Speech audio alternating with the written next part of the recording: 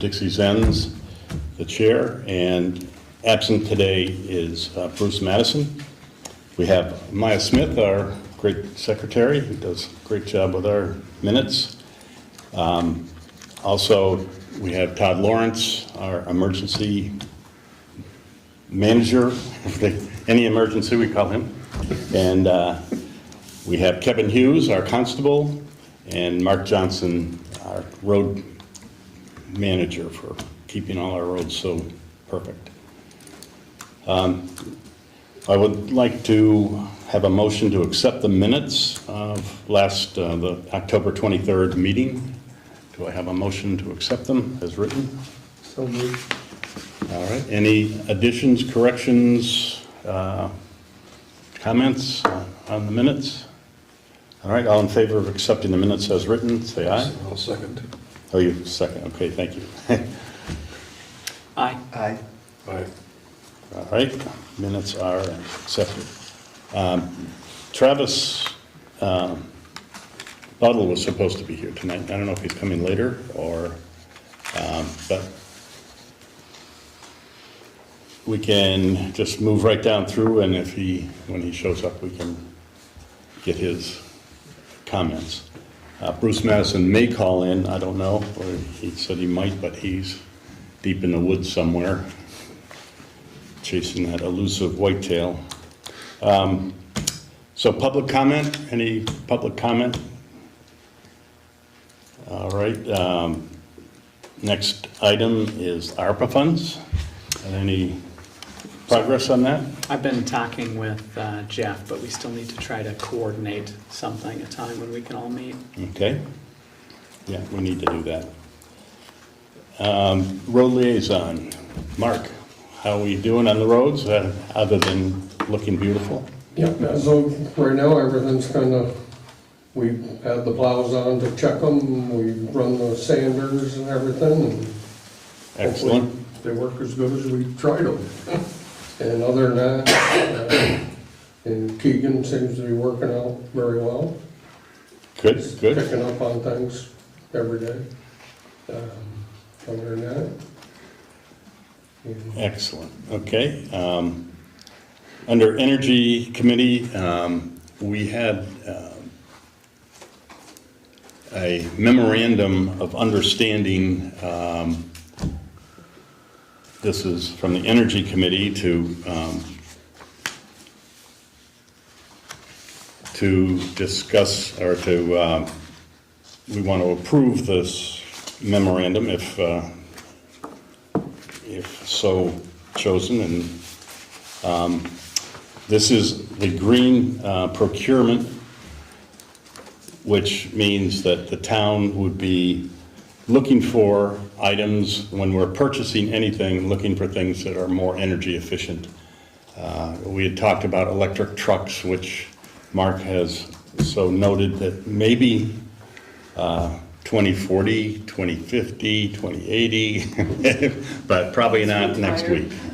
But anyway, but the adoption is a memorandum of understanding saying that if possible, if we're buying new lights, we would like to do the most efficient we can, and so there's no mandate to buy any particular thing, but whenever we do purchase, we would like to look for more energy efficient items to save money. So if I could have a proposal to accept the green memorandum of understanding. Does anyone want to take a look at it? I have a couple copies here.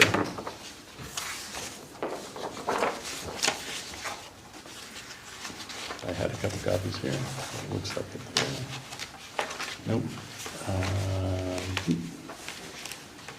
This was passed out 2 weeks ago, I believe, or two times ago.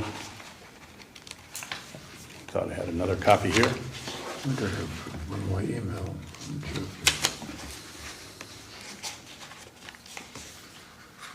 I thought it was stapled right, I thought it was with that one, but I don't see it in here.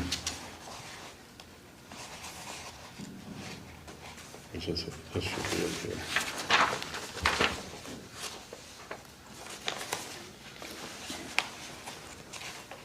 I only had that. Maybe I left the others at home.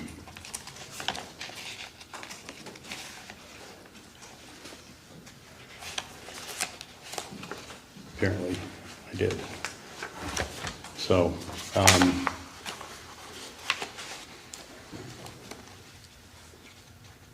Did it go out in email?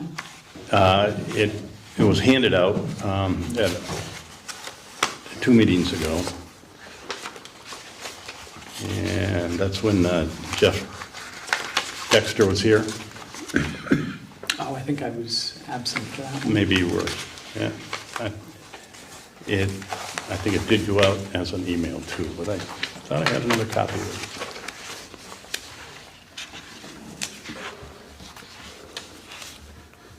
But I don't. Do you mind if I-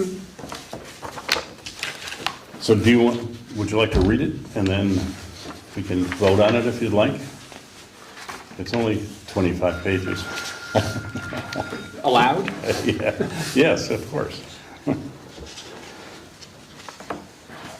But the synopsis is that it's, as I said, there's other towns that have done this, and basically it's just, we're all trying to help conserve energy and meet our energy goals for the future, and this is just one of the things that some of the towns are doing to say, okay, hey, if we have to purchase something, we will look for the most efficient, best. And also, if there's a big purchase, we can talk to the Energy Committee. They can do research. We say, hey, we're looking for a new heat pump here or something for the building to save propane. And they can go out and do searches and get quotes and stuff like that for us, so that the select board doesn't have to do it, or town folks don't have to do that. So that's one of the mandates of the Energy Committee, is to try to find ways to save energy for our town and for our state, for the country, so.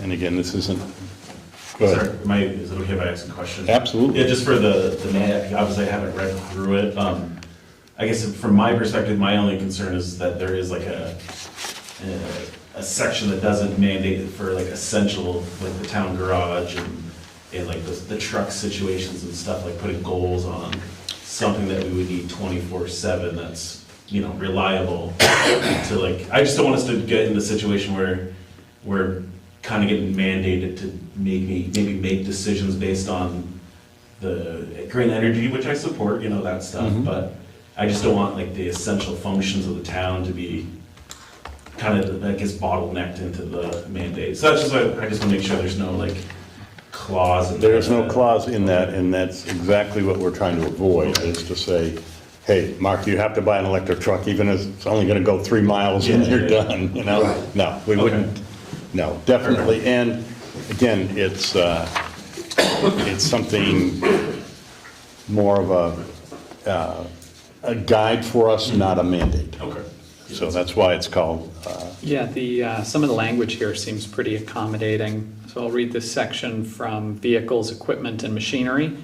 It is the policy of the town to utilize vehicles, equipment, and machinery that will achieve a reduction in greenhouse gas emissions while meeting the operational needs of the town and without putting an undue financial burden on the town. Lowering emissions and costs from vehicles, equipment, and machinery should be achieved by optimizing the fleet size, reducing vehicle miles traveled, reducing idling time, transitioning to alternative fuel vehicles, and increasing fuel economy. And then there's another example. It talks about, before the town installs any new fossil fuel-based heating systems, alternative systems will be explored. yeah, there's no mandates in this for, I've read it a couple times, and, Yeah. Okay. but, so, Well, I'd like to make a motion that we adopt it. all right, and do I have a second? Second. All right, any more discussion from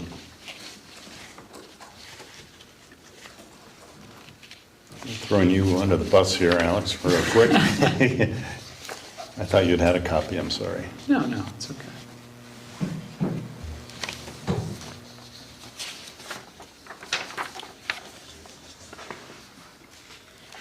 I find this to be pretty positive. All right, so all in favor of adopting the memorandum of understanding for energy reduction, say aye. Aye. Opposed? All right, thank you very much. That is taken care of. All right, we have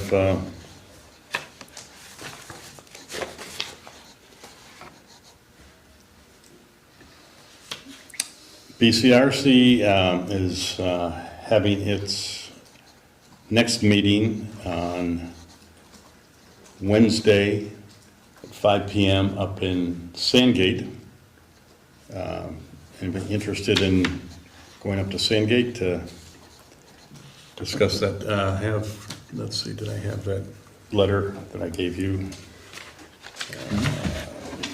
Yeah, this one, just a second here. Yeah, it's at 6 p.m. and there'll be a light dinner served at 5:30. This is up at the Sandgate Town Hall, and November 16th. I think is that Wednesday? Thursday. Okay, Thursday, I'm sorry, it's on Thursday. And it's just their town meeting, and they're gonna be discussing a potential acquisition of portions of Egg Mountain in Rupert and Sandgate for the creation of a new state forest. So anybody interested in that can attend that meeting.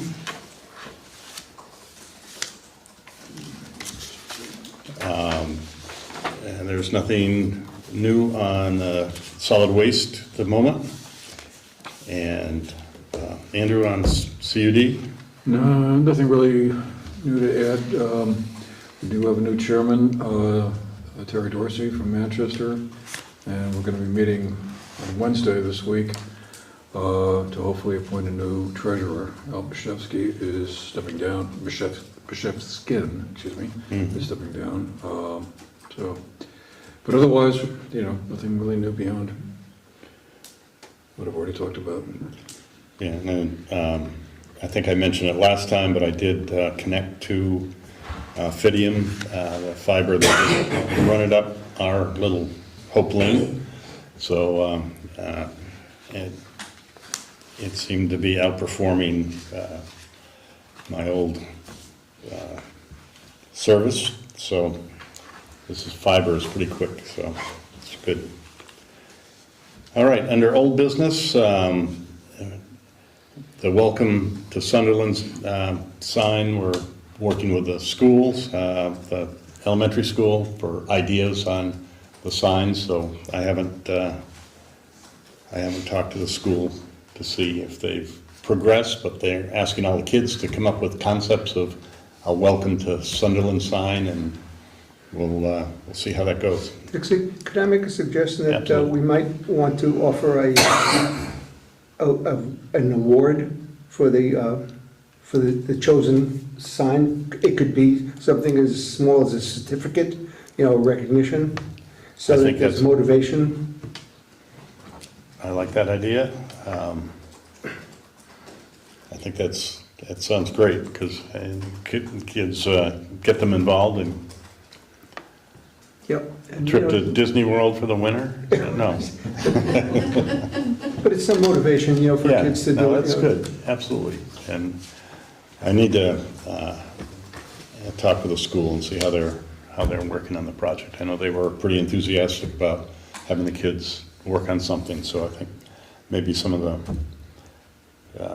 I don't know if it was the fourth grades and up or something, but they're working on that. The art teacher is working with the kids up there. Is that kind of the plan at this point, to go use them? To get Or are we looking- we're gonna look at the concept and have, I think, and my thought is that the board will choose the winner there, and maybe we can either have someone professionally, like if someone said, oh, that's, the church over the stream down there, is that what, some kids have drawn it, and maybe we can Sort of fold it into a bigger fold it into idea. a bigger, more professional. Rendering. Yeah. Yeah. But this is someone's concept, and we're gonna use that for our town sign, so, does that sound all right? Yeah.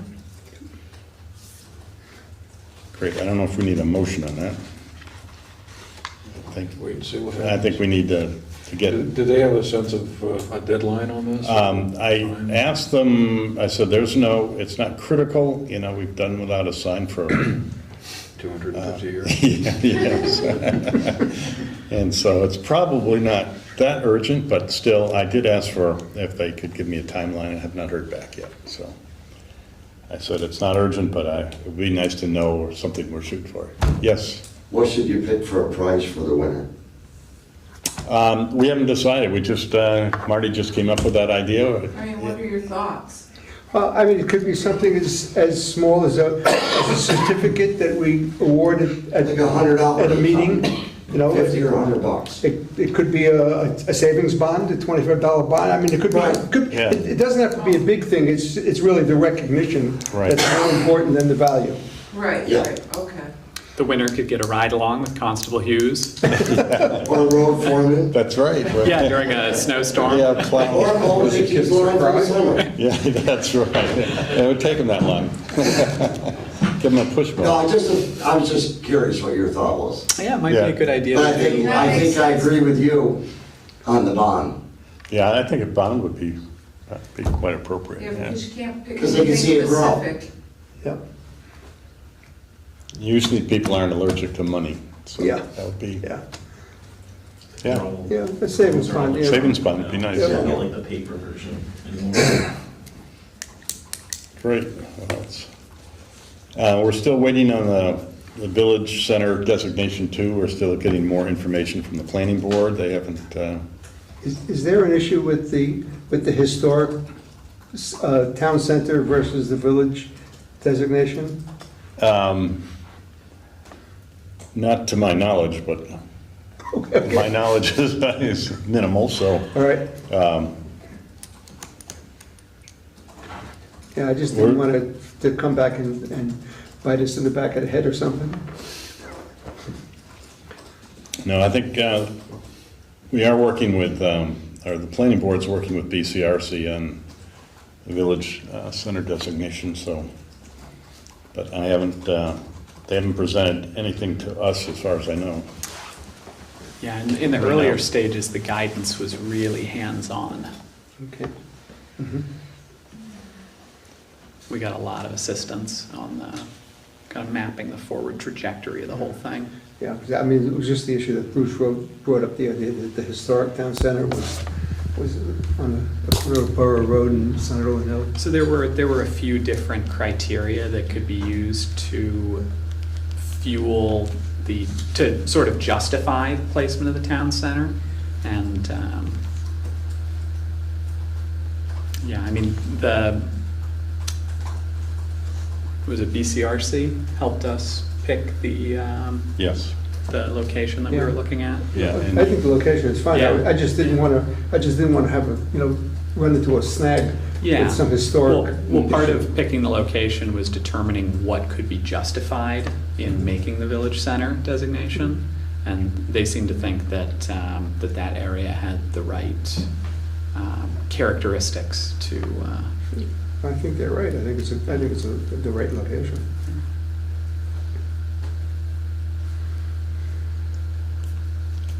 All right. Next item on old business is Sunderland Hill Road properties, and there has been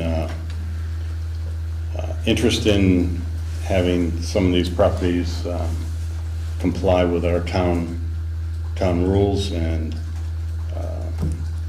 Constable Hughes has helped us present folks with some information that allows them to comply with our rules.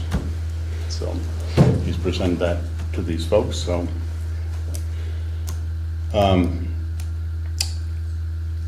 Under new business, we have Todd Lawrence to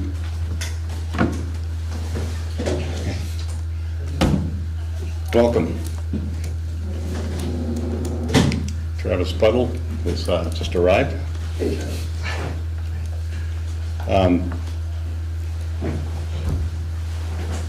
Are you ready to discuss that already? Because we could jump right in if you're able. Wherever it fits into your Okay. meeting is fine with me. All right. Travis is here to, we had some folks come from, that own properties up on Kelly Stand Road, and there was a rule change in 2020? Yes. That is restricting four-wheeler access in the wintertime, and those folks were concerned. So Travis was going to give us an update on what those rules and regulations are and how it's enforced, and help us out a little bit to understand, so we can let these folks know what,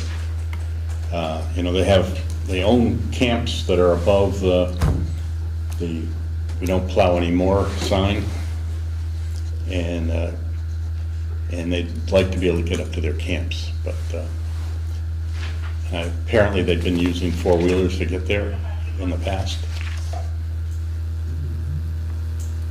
Yeah. So, I didn't know like how long that's been going on.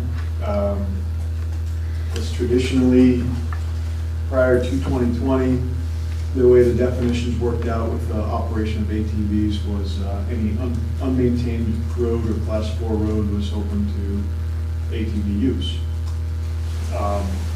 In 2020, the legislature and VASA, the Vermont ATV Sportsmen's Association, were trying to close some loops where they were finding across the state that the class 4 roads and those classifications were creating conduits to other illegal riding activities in different towns and creating quite a stir in other towns. So that's how they closed that loop up, was basically saying that the towns, you guys have the ability to open up whatever roads you want to ATV use, but they have to be incorporated in the trail system, or they've got definitions in here, whatever it is. It's not, you have to have a trail access decal, but then if you open up that and it becomes part of the a trail system, then some club of some sort has to be attached to that trail system for the maintenance purposes and things like that. So, which then requires anybody on the trail system has to have a TAD or a trail access decal, just very similar to what VAST has for the snowmobiles.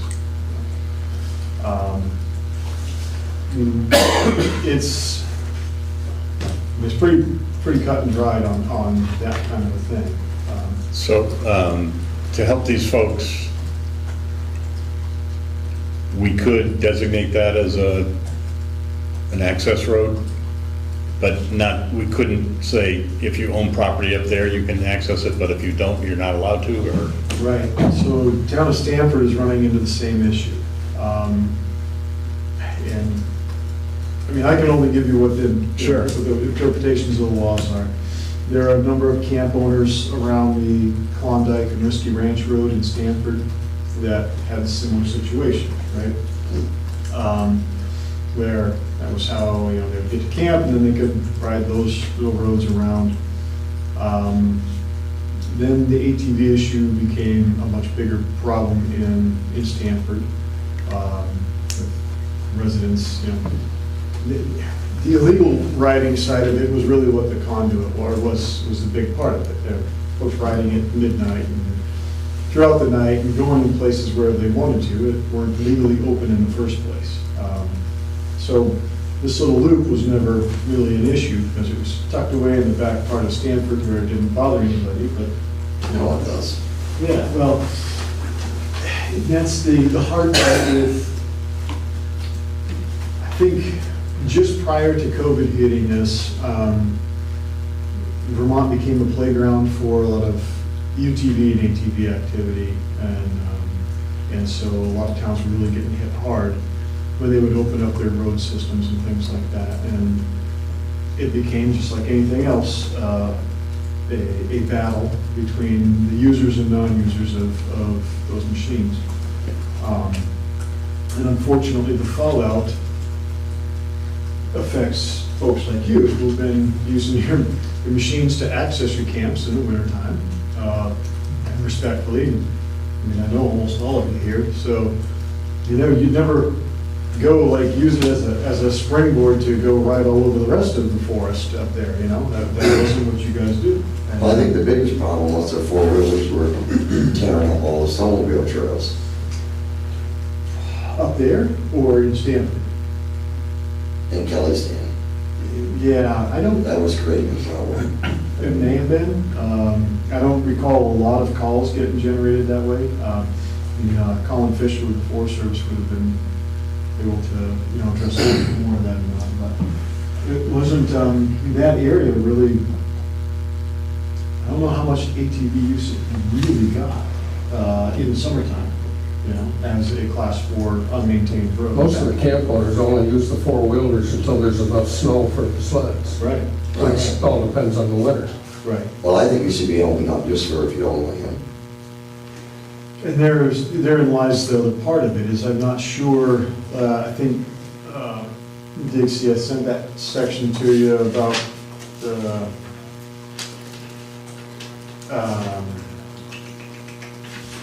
what Does towns are a little bit. class 2 change the rules there a little? Not necessarily. That's class 2 road. Yeah, it didn't, what they did is they effectively removed the classifications of the road. Because some towns, and in Northeast Kingdom, I know there's one town where they opened up a majority of the roads, Greensboro has done a really good job they've got a very viable club, and they've got small sections of different roads to create the network to get there. It didn't matter if it's, a 2 or 3 or a 4 road, but they're all part of that network. And, the community, just like any community, some fully support it, some, they tolerate it, and others hate it. But that's, you can pick any topic under the sun. Of course, if you open the road, then they're gonna try to go onto the forest roads. Right. And they're gonna try to keep her on going into Stratton. Yeah, and the hard part for you guys here is that how do you can't circumvent the law or not circumvent, but you can make things more restrictive than what's already in state law, but you can't make things more liberal. I was brainstorming ever since I got the message on this, and this is not me speaking as an official of some sort, and I do not know how feasible this could be, but would be to something along the lines of an agreement. I don't know how hard it would be to make like an extension of a right-of-way for your properties or something like that, which would include Kelly Stand, your property is property X, and then the town grants you an extension of right-of-way along a certain pathway. And I revert back, that idea came to me reverted back way to, any of you ever knew or heard of him, but Bob Willard had an old camp on the edge of Central Pond in Stanford, and his only way to access it was through Forest Service Road by Prospect Mountain.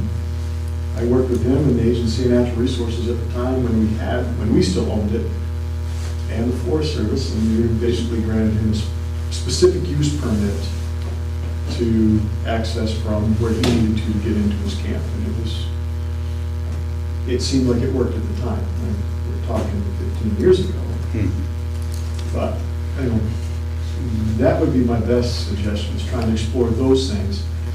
The sticky wicket with that is when it comes to, and I've experienced this also in Stanford with a couple other camp owners, is he has a right of way, we'll just call him person X, has a right of way to his camp. He says, well, I can have guests in my camp. Well, lo and behold, every person on the trail is now going to person X's camp, whether they're going there or not. Yeah. And so it created an issue, you know. The right of ways are specific to him. So, as far as you know, have there been, I don't know, I don't ride up there, I don't have an ATV or snowmobile, but does anyone know how many people are using? You can, as far as I know, you can use a snowmobile on Kelly Stand, but not a four-wheeler. Yeah, this is the strange thing. I mean, every year we have 2 or 3 cars, and you guys know about them. We have cars that we going with special, you know, there's a couple of people that have special recovery equipment because the GPS says to take me this way, and then they get in there and get buried, and they can't get out without, you know, that special. So a motor vehicle, motor vehicle can go year-round. Snowmobiles during the times when it's okay, you know, December 15th through, I think, April something, April 15th, I don't know, off the top of my head, but they've got a very specific window of use, and, but ATVs are, there's not a provision for them in there, unless they became part of the trail system. Mhm. So, but the trail system would need a club. You need a club to maintain the trail, is that correct? Maintain the permissions and all that other stuff that goes to it, but they're gonna be reluctant to, I mean, they being VASA, would be reluctant to bring that on because it's a conduit to nowhere. It wouldn't be an area for anybody who has a trail access decal to use, because if you start at one point, ride up a little ways and ride back down, and there's no connectivity to anything. So what about all the trails that do lead off Kelly Stand that snowmobiles use? Is that? That's totally different and totally separate, and they're not, you know, I can't speak for the Forest Service, but from experience with the Forest Service, they would open them up. So ATVs are not allowed on snowmobile trails, Correct, basically? correct. Okay. There are, in some areas in specific, they do share, you know, common right-of-ways, basically, but they're not one giving it to another just by automatic stuff. Okay. Do you find that the impact on the roadways is substantially different between the two? I can't really speak specifically for every town. It's that same thing. You know, the town highway foreman for Stanford said that the impact is not as bad as he imagined when they opened things up, but there are some areas where it does impact it pretty heavy, and he has to maintain it, you know, especially turns and things like that, but. Yeah. Because it seems like the difference in erosion could be pretty substantial. Not any more than a motor vehicle. Yeah. I mean, Yeah, honestly. That's a four-wheeler It's, too. other Yeah, but when places, they get on a four-wheeler and they start horsing around, they're spinning and doing all kinds of stuff. Yeah, but on the trails, it really don't matter because they're pretty hard. So yeah. the snowmobile people have to maintain and pay to go through the Kelly Stand, And they right? have their own room, Right. and So they're always battling. why don't the four-wheelers have to chip in and do the same thing then? They should. If Well, they're gonna that's what use it. that's what the trail system, that's Yeah. why there is a trail system for the ATVs, but it is much, much smaller than the snowmobiles. The other thing, I've heard this argument for as long as I've been here, is why can't we use the same trails? Well, snowmobile trails in the summertime are not being used. You know? and the substrate that they operate on disappears. So maintaining them is much, much easier than, bringing in tons and tons of gravel and things like that to actually make a hardtack road. It's been going on ever since my father was a game warden. Exactly. Yeah. Exactly. These are the side-by-sides that do more damage on the snowmobile trails and four-wheelers. Yeah, if they're on the snowmobile trails, yeah. And that's why they've been excluded in some ways too, specifically. I mean, they've tried to come up with all sorts of things, a tracked, we tried to get a tracked ATV or snowmobile, ATV and UTV into the definition of a snowmobile so that it can be run, or even tracks on the back and skis on the two front wheels. And the snowmobile club, the clubs were like, or vast was absolutely no. But I mean, the UTVs aren't going to do any more damage than any person going wayward with their GPS up that road too. So that happens quite a few times every winter, that someone Yeah. gets stuck up there. Yeah. And do you, Mark, do you see any adverse effects from the four-wheelers or any of that I activity? think the big thing is most people know they can't ride up there, so they don't. And you're gonna, the only times I've ever actually seen a four-wheeler is maybe a camp owner from like season right now, and they can't get up there with a snowmobile, or there might be just a little bit of snow, and then bring their four-wheeler and go up. Right. And Yeah. that's not very often. And, I mean, it's one of those things where it's a risk to take, but the punishment for it is not that major. I'm not encouraging that. But the possibility also, I mean, the frequency at which any of us are up there is not nearly what it used to be either. When we're all over this time of year especially. Again, I'm going back to the special permit use. That might be the route to go if it's something you guys can do. I don't know. Mainly, it would, thing I like to also share is the burden of proof is always on us to prove, a violation. And so a violation like this would be operation of an ATV along a public highway that's not open for travel. But if you're carrying a piece of paper from the town of Sunderland that says, I have a special permit to get from point A to point B, then you have permission in this essence. Sorry, could you limit that in terms of, because you mentioned the people now bringing up friends and vehicles, could you tie it towards the permit to a property and say like, during these winter months, you can have, if you have your special use permit, you're allocated the permit's use for like two ATVs that are registered or whatever, instead of, that way, now you don't have all these people coming up to your cabin or whatever. Yeah, the ideas are yours to flesh out. Of course, if they do the special permit, they'd have to have insurance too, wouldn't they? Well, that's one of the requirements for ATVs now anyway, is you have to have insurance. If you're riding on property that's not your own, it has to be registered anyway, so that covers those. And you have to have a helmet now too. For a long time, we didn't have to have a helmet. Better ride this Insurance, get insurance. Well, it's just, I mean, it's one of those things that was a requirement also from VAS when we started putting on a little bit more of the enforcement side of stuff, and when they tried to start expanding, it was really difficult for VASA to get bonded as an entity. And then, so the insurance companies almost forced that hand of legislature, from what I'm understanding, the history behind it, that you need to have a requirement for the individual riders to be insured as well as your own organization for liabilities and things like that. And so,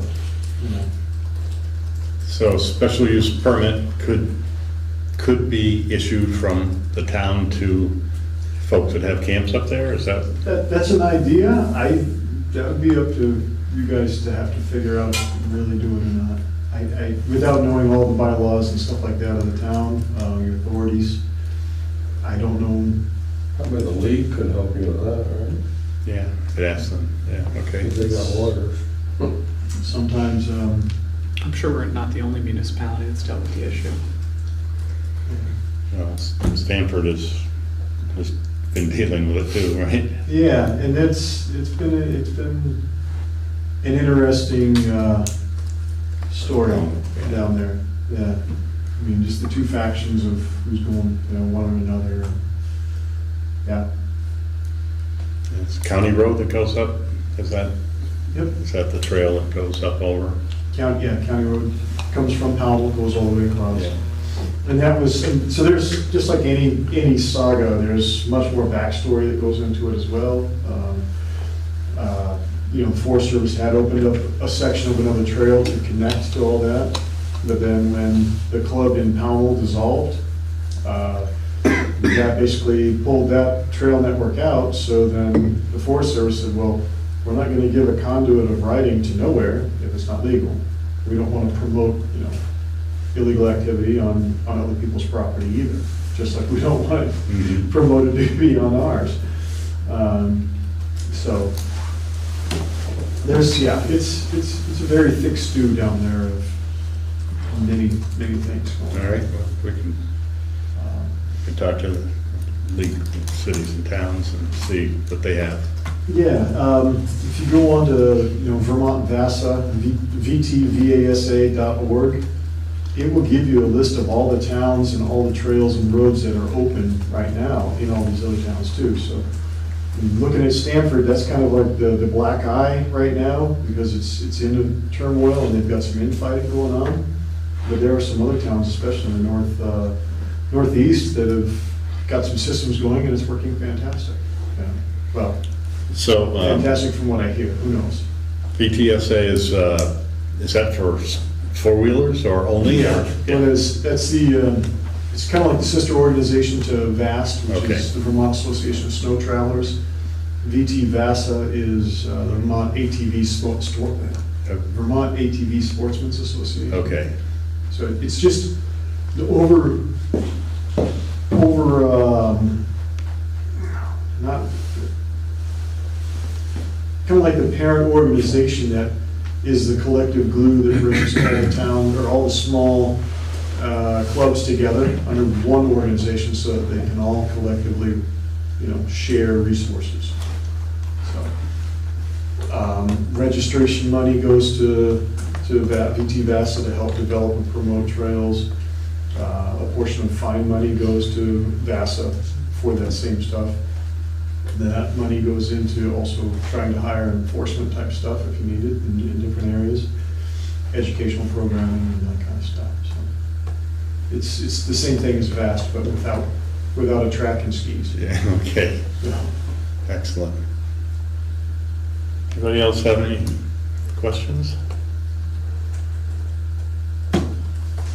Thank you, Travis, really appreciate you coming. Yeah.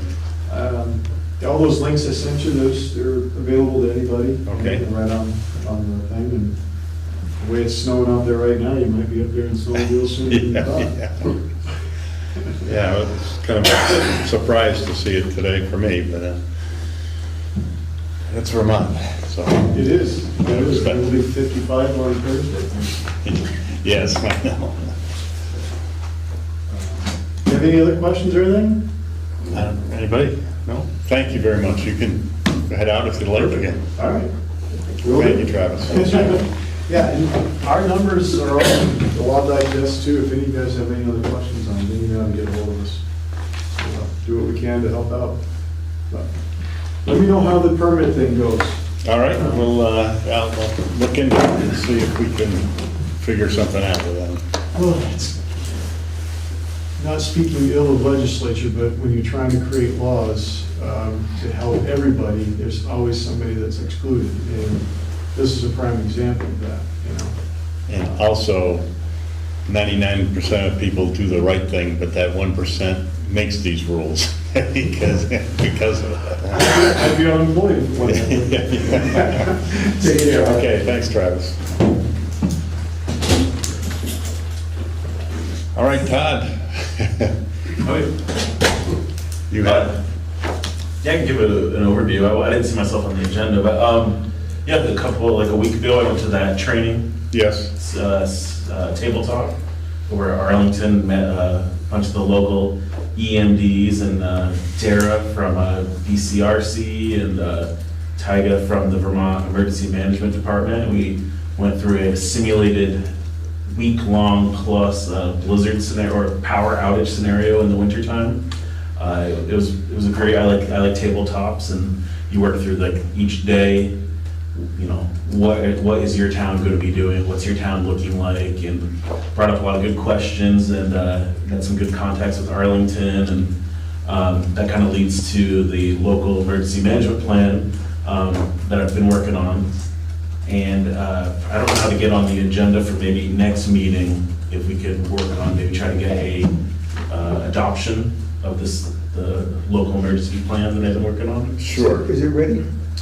Well, so it's a transitional document, because this was due technically back in, before May 1st, and the next one is due in town meeting day, May 1st. So working with Dara in the Vermont Emergency Management, it kind of behooves us to approve the document as I've been working on now, and then plan on adding more annexes and data as we go. But right now, it meets the minimum standards for what's required. And then working with them, I'd like to build it out so it's actually more useful, talking about the different like critical structures, at-risk individuals and stuff like that. So if the board would like, we can get on the agenda and at least get this voted on, so it's submitted to the state, because right now we're missing this portion, and then I can continue working on it for the 2024 version, or we can hold off and not vote on it, and I can just keep working. If you send that to the select board, Yeah. we can look, put it on the agenda for next Okay. meeting. Yeah, because Dara was saying she kind of agrees that we should at least get something submitted before the end of the year, as long as it meets the minimum standard, which it does right now. And then that way we can turn our focus onto the one that's due in after town meeting day. And that way we're back on track with the document moving forward. Okay, But yeah, I'll send it to the board and I'll write some stuff. And you guys can look through it and let me know if you have any questions or any additions. It is, it's the minimum, so it's not fully annexed and has different things, but it does meet the standards. This is the short form, right? This is the short form, yeah. So, excellent. Do that, we'll put that on the agenda for 27th. 27th. Right. Okay.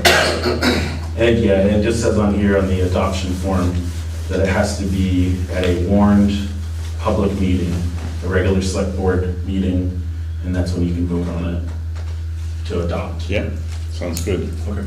And what's the name of the document again? Yeah, it's the local emergency management plan, and then you're gonna be voting to adopt it. And it's a yearly thing, and it's part of a couple documents that are tied to state aid if there was ever a large-scale disaster, Okay, emergency in the area. great, Okay. perfect, thank you. And when would we do the long form? Well, it's gonna be, I'm gonna start working on it as soon as this is, like, I'm continuously working on it with Dara. And then the next time we submit the document will be anytime between town meeting day and May 1st. Okay. And the vision for that is to have this plus some other documents to make it more useful, talking about the critical infrastructure of the town, identify where those are, the lodging, any kind of vulnerable people, if there are any daycares in towns, all the lodging areas and stuff like that. So it won't be like a huge, volume, but it does require a little bit more research and stuff like that. Sounds great, thank you. Yeah, no problem. Great, yes. Thank you, Todd. Next, under new business, we have a request that Andrew brought up about the church, as far as the church down on, Yeah, well, right, actually, two things. I did talk to, as far as the Sunderland Union Church building, I did talk to Andy Holzman, and he and his neighbor Neil Jacobson have been working on, well, over the last 20-something years, I guess, trying to preserve the church and keep it from disintegrating too far. And I'd like to, I spoke to him about coming to our next meeting on the 27th to come in and discuss the condition of the church and kind of what needs to happen. I'll wait for Andy to kind of give the deep dive into it, but basically, from the conversation we had, it sounded like there's a fairly immediate need to do some work on the shingles on the roof. And I mean, the rest of the building doesn't sound like it's in great shape either. I mean, some of you may have seen broken windows, and structurally I think it needs some help. Not next week or next month, but pretty soon, before it becomes, I think, too unstable. So I guess I'd like to invite Andy to come in, or have them, to talk about what's going on and kind of what we might want to think about doing in terms of, helping that. We've had conversations about this a couple of times, and the questions come up is who owns the church building? Who does it belong to? And it seems like it doesn't really belong to anybody. It's, I guess, there's Robert Graves, I think, from 1892, who held the last title to the building. Whether or not that's still in effect, I don't know, legally enforceable or whatever, I'm not sure. So Andy and Neil could probably fill us in a little bit more on that, but it's kind of a muddy situation. I guess, as we said the last meeting, it's one of those iconic buildings in town, and we don't want to let it get to the point where the building has to be taken down, or it falls down by itself. Again, I don't mean to say that that's an imminent thing, but there is some work that needs to happen fairly quickly, if possible. So I think we need to have a conversation about that. all right, we'll put that on the agenda for, And then if I could just add real quick, kind of related to that, if I could just circle back to the ARPA fund topic. If you'll recall, a group of the folks who work on the cemeteries came in with a proposal when we had one of our ARPA meetings a few months back about doing a project to sort of map the burials. And there's 3 cemeteries in the town, the R. Allen, Mount Pleasant, and Lawrence cemeteries. And they wanted to kind of map and kind of, I guess, do some cleanup work on it. They were asking for $750 for this project, which strikes me as a very reasonable and small amount of money. And I guess I was wondering if there's any way the rest of the board could see their way towards maybe fast-tracking this request to kind of get them going. I guess they'd like to begin before the weather got too bad. before the snow flies, too late. And, yeah, I know we're getting close to that anyway, but we want to have a kind of a more Yeah. comprehensive approach to how the ARPA money gets spent, whatever's, the balance after we made the decision to invest some of the money into upgrading the technology here at the town hall. But I was wondering if you all thought we could just sort of say, for $750, this is sort of a pretty obvious thing that we would like to have done, and it's not going to have, I don't think, a huge impact on other ideas that have been brought forward that we've heard so far. I think mapping sounds great. I think it sounds Yeah, like, if we want to wait, well worth. think about it till our next meeting on the 27th, I don't mind, but I guess it seems to me like, what's the point in waiting? I move that we grant funding amounting to $750 to the Cemetery Commission for the purpose of the grave mapping requests that they outlined. Yeah, I think it has to be called the Cemetery Mapping Project. I think that's the language that's in number 3 here. Yeah, I mean, Yeah, I'll second Yeah. that. Okay. Any other comments or questions? Money well spent.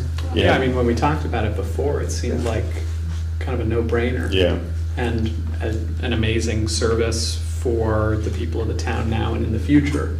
From a Absolutely. historical perspective, I think the sooner we do something like this, the more useful it is for the town. great. Yes. I agree. Have a proposal and it's seconded, and all in favor, say aye. Aye. All right, excellent. all right, I will contact Bill Bodie and tell him that we've got the okay, I guess. They'll probably have to get in touch with Susan for the Yes, yeah. financial details. All right, also, on new business, we have the new body for our truck that we need to consider and vote on if we so approve. This is what Mark's new truck that's due here when? When the truck go wrapping? Might be a year, And this body is a year or two out. it could be even longer for that. Yeah. The sooner they can order it, the better, because of just getting raw product. And everything's made in Canada. Okay.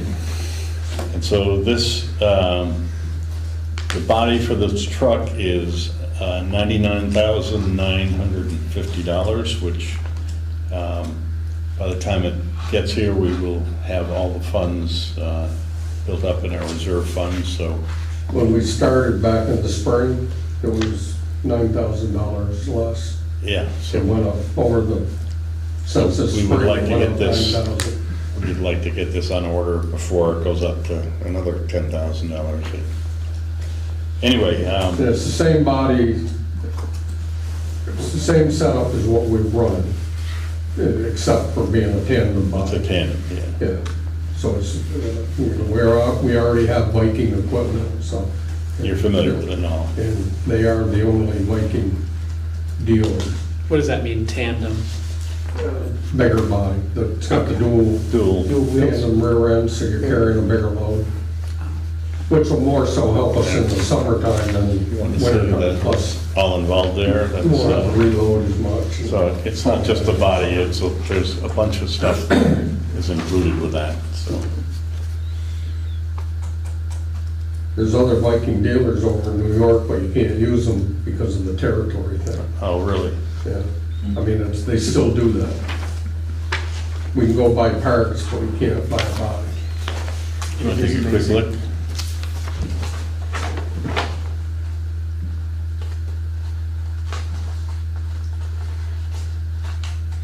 And the truck without the body isn't very useful, is it? It looked good right around it.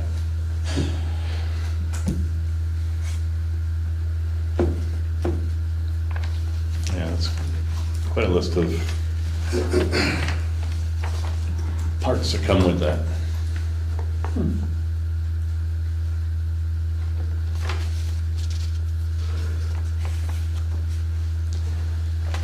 So could I get a motion to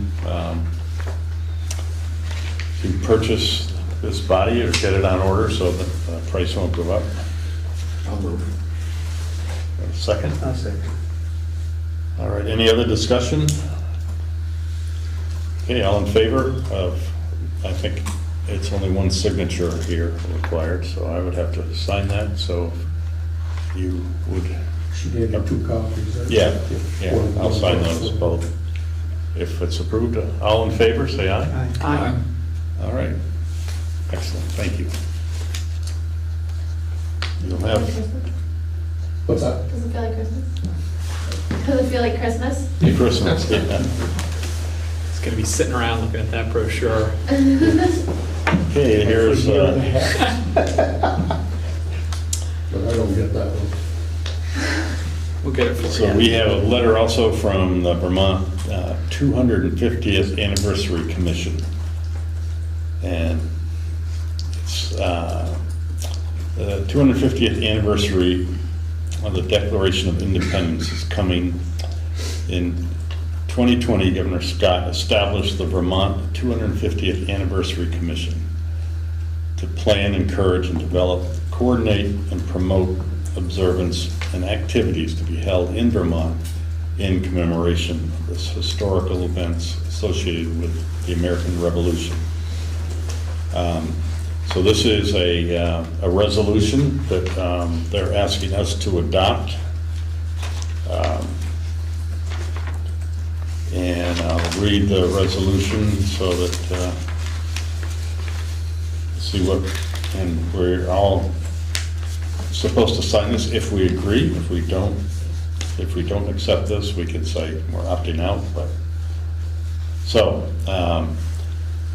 a resolution of the town of Sunderland and the state of Vermont supporting the Vermont 250th Anniversary Commission, whereas Vermont Governor Phil Scott signed an executive order to create the 250th Anniversary Commission on December 15th, 2020, to plan, encourage, develop, coordinate, and promote the observance and activities to be held in Vermont in the commemoration of the historic events associated with the 250th anniversary of the 1776 signing of the Declaration of Independence and Revolutionary Wars between 1775 and 1777, the founding of Vermont in 1777, and the creation of the political foundations of the United States of America.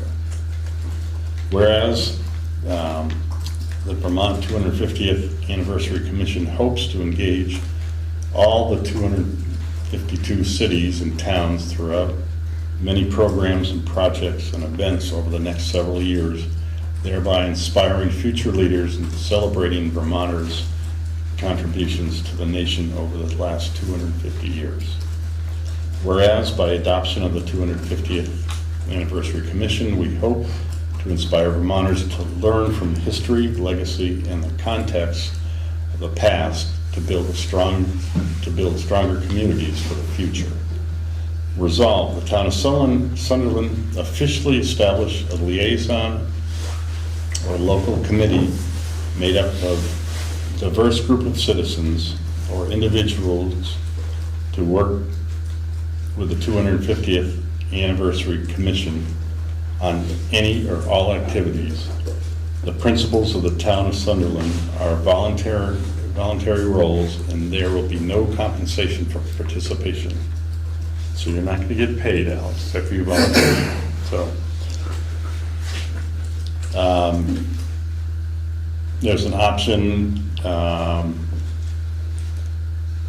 Resolved, the town may be provided funding to implement. It's the town of Sunderland may provide funding for the plan related to commemorations in their community or region as available. That's an optional resolution. If we want the town to accept that or opt out of contributing, possible, may, it says may provide funding. And then resolved is the resolution to be sent to the Vermont 250th Anniversary Commission, adopted by the Select Board of the town of Sunderland, the state of Vermont, on this day, if we accept that. All right, and, the optional resolution, if we want to install Sunderland as may provide funding for the planning and implementation of the 250th related commemorations in their community or region as available. So if we're having big parties at our new pavilion,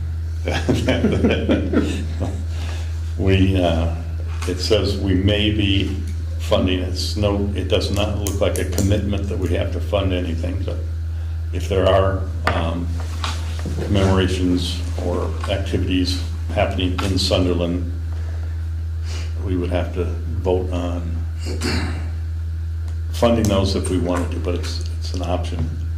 So, But we're obligated to create a committee or have a liaison. right, if we adopt this, we definitely we would have to create. I wonder if this might be a good activity for that young woman that we financed her participation in that seminar for active participation in community affairs. It's a great That'd be idea. great, yeah, and I think, they say one or more individuals, so it would be Maybe nice she to have a could- group. She could form the committee or Yeah. be the committee liaison. All right, so, What's the deadline for our adoption here? 8 o'clock? it's a little after 8.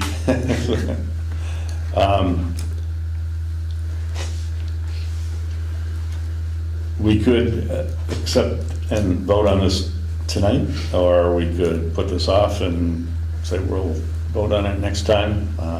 Can we vote on it tonight and then pick a liaison or committee Yes, later? yes, we're not, it says that we would officially establish a liaison, so because we don't have to do it tonight, but, In that case, I move that we adopt the resolution with the optional rider. all right. Second. Any discussion? All right, so the town of Sunderland, all in favor of signing the resolution with the option of possibly funding, say aye. Aye. Opposed? Okay, carries. Thank you very much. I don't see how we opt out of that. Or Alan, Ethan Mullins. Sort of would be bad form to say that we're not going to participate. Not possible. Bless you. Thank you. But I think maybe we should ask that young woman to, Sure. I think that's a great idea. I'd like to be on the commission, but we'll get to that later. And I'm sure that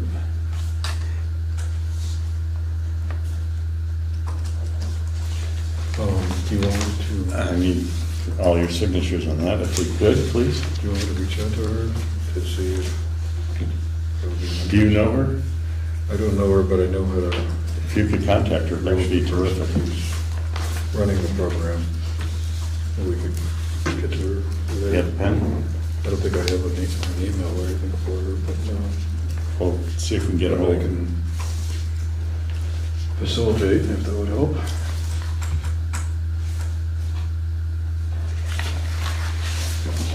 Here we have,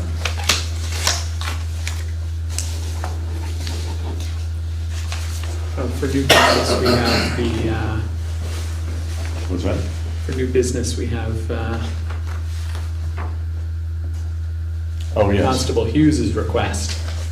So Kevin, did you want to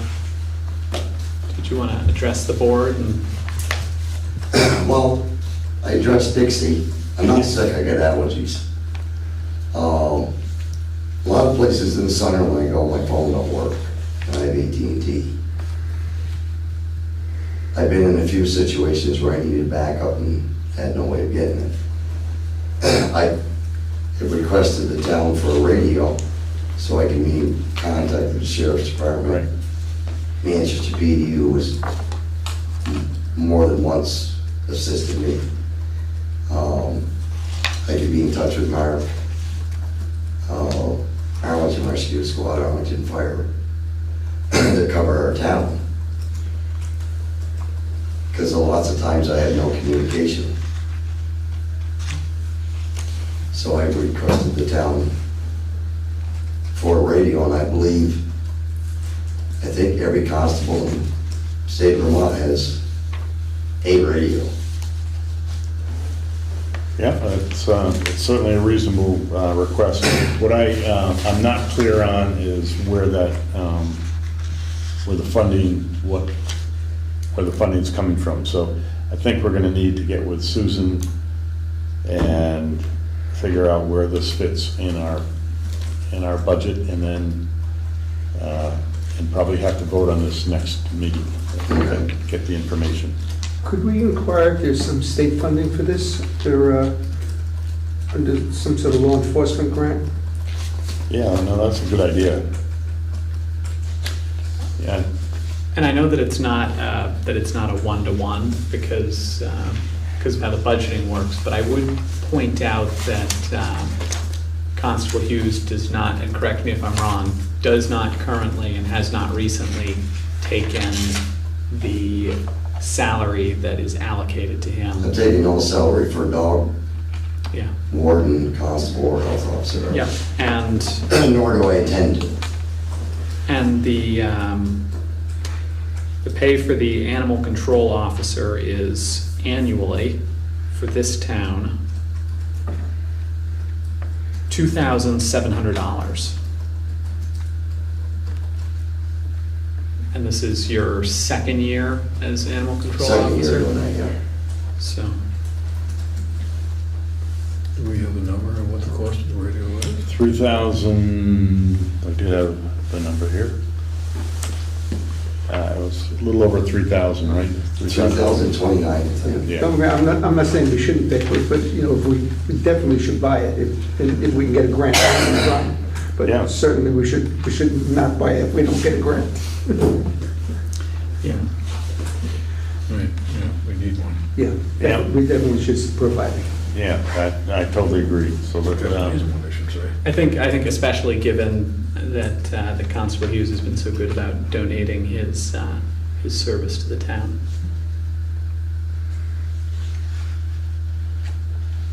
And I've done that the whole time I've been constable too. I've never charged a town member. I know, you've been great. I certainly Terrific. appreciate it.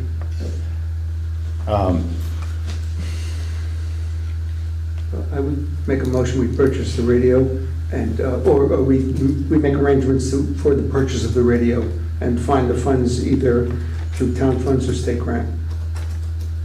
All right, do I have a second on that? I'll second. Any other discussion on that? All in favor, say aye. Aye. Excellent. All right. So Dixie, when do I notify the company about ordering? Let me get with Susan and find out.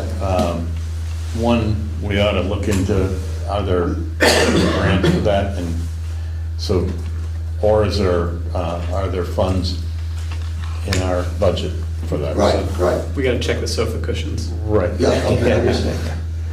That probably has to be done by PO anyhow, right? A purchase order? Yeah, I'm sure it'd have to be a purchase order, but still,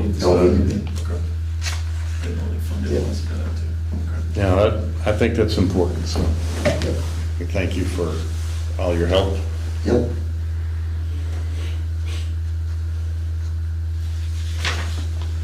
All right. There is another appropriation request from Green Up Vermont. They're asking for another $50 this year that we had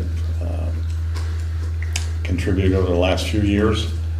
I'm not sure if, I think we went over 1,000 folks. Population from 0 to 1,000 was $50, and 1,001 to 2,000 is $100. And I think our population has exceeded 1,000 in the past couple of years. 1,029 by the 2020 census. What did you say, Andrew? 1,029. So you're saying if we kick 29 people out, we could So- save $50? So, but this request was only for $50 from them, so. Probably won't break the bank. No. So, can I have a proposal to accept contributing to this cleanup for a month? I so move. And would you move for 50 or for $100 for the cleanup? I would move for 100 as it's proportional with our population in their outline. I'll second that. Okay. Any discussion? All in favor for $100? Aye. Aye, okay, we will let, No, I think you should give it to the lady that has the dog that collects garbage. Every day. I see her all the time. oh, really? Yeah. Yeah. She bags. Every them. day, there's 2 big bags of garbage. She collects on the side of the roads. She walks. It saves me a trip going to the dump. Well, Dixie, you just got thrown out your window. No, that's really great that someone does that. I know a few, my friends used to bring a bag with them when they went jogging too, so. Mark, you must see her. Do you What? see that lady walking with the dog collecting garbage right before the dump? She always From comes up. Perkins Farm, all the way past the town garage. Oh, I've never seen And then that. down Hill Farm Road. The one from Wilcox Road walking that. She has a I've dog. never seen that in. Yeah, all the time. I think she left a turkey beside the road down there by the railroad tracks. Because someone poured grass. I'm serious. And my daughter was like, that's a turkey, Mom. I'm like, really? We did get a notice, we looked into adding the property that we own down on North Sunderland Hill Road, adding that to our insurance. I don't think, even though we are the legal owners, we did not have insurance on that. And we have a letter stating that they will not insure the trailer, but they would insure the house. So we need to have a motion that we do include the house on their property coverage. The agreed value here is stated at $61,800 for the house, and that's on the north side, northwest side of Sunderland Hill Road. But the trailer on the southeast side is not going to be included because it's in ill repair. I'll make a motion that we do that, but then I have a question. Okay? We have a motion. Do we have a second? Yes. Okay. What's the head to our insurance bill gonna be? Yeah, it's not on here, so we can wait till next meeting. I can get that information. I mean, I guess I don't see how we don't do it in some way or another, given. Given that we own the property, yes, yeah, I agree. I'd like to know how much it would cost, I guess. I will find out. I don't know. I know it's gonna be a lot, but before we say yes. Yes. I don't know that we have an option. I mean, we have a liability. I agree with you that we're, especially if there's changes going on there too. Is this the red place? Pardon me? The red place down here? The one, yeah, Next to the red place, Oh, okay. the one with the cars. the one with the cars and the house and the little barn next to it. That's on the left as you're going north. Jason lives in, right? So that's the Sweeney? Yeah, Yeah, yeah. That's quite the size. yeah, yeah. So,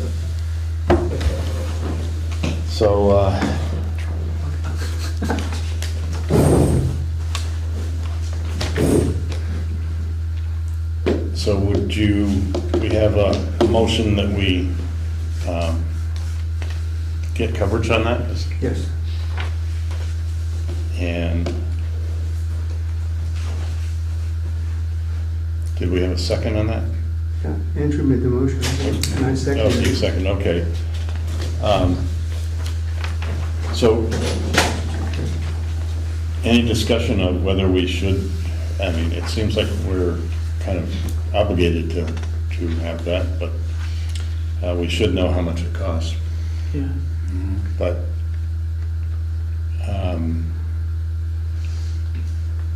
how about if we make the motion as long as this can fit in the budget and that we, I mean, we still need to do this, I believe. Yeah, I mean, I don't think we have any option. Yeah. All right, so all in favor of insuring that property, please say aye. Aye. Okay, excellent. Getting down there.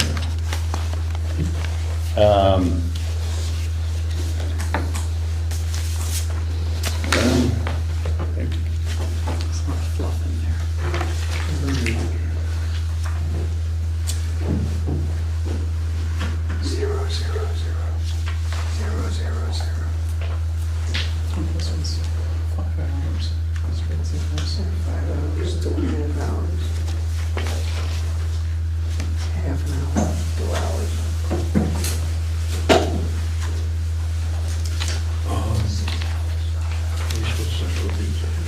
Yes, yes.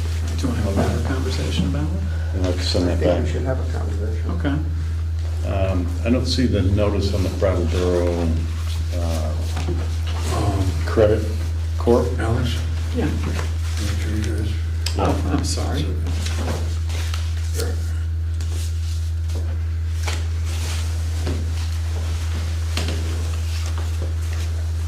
And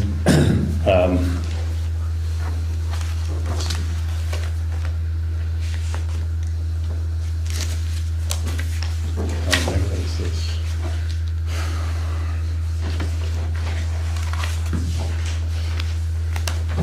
This one. Oh, did we? Okay.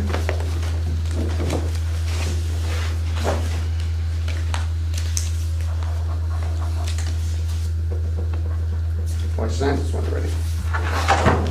And there is an updated report from Winhall on their town planning.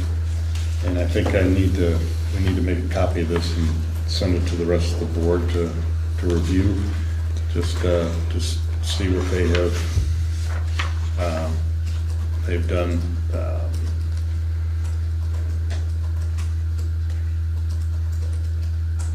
They have a designated village district that they had a resolution. So I think what I will do is make a copy of this and send it to the board, and then we can discuss that at our next meeting.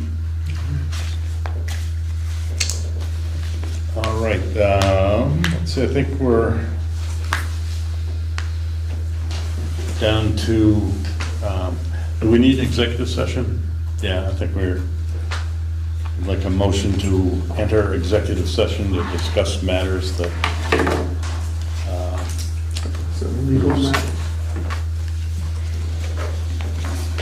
so do I have I'll second that motion. a second? All in favor, say aye. Aye. All right, we will, I'd like to thank the board for approving it. yeah. Appreciate it. Have a good evening. Seems thoroughly justified.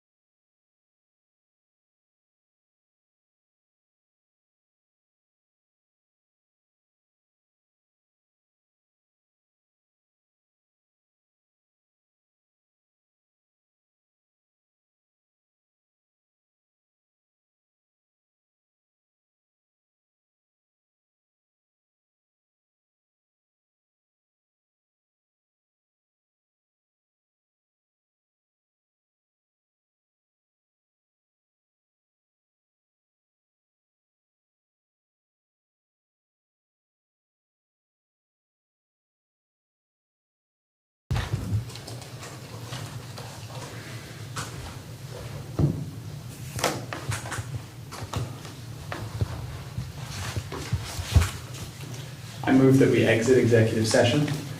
Second? All in favor? Aye. Aye. All right, we're out of executive session, and there are no matters to discuss or vote on. Motion to adjourn. Second? All in favor? Aye. Aye. We are adjourned. November 27th is the next? Oh, that's right, yes, November, thank you, November 27th. It's a Monday, Yeah. our next meeting. Thank you. It's trash. I'll bring the leftover stuff in. Thank you. You took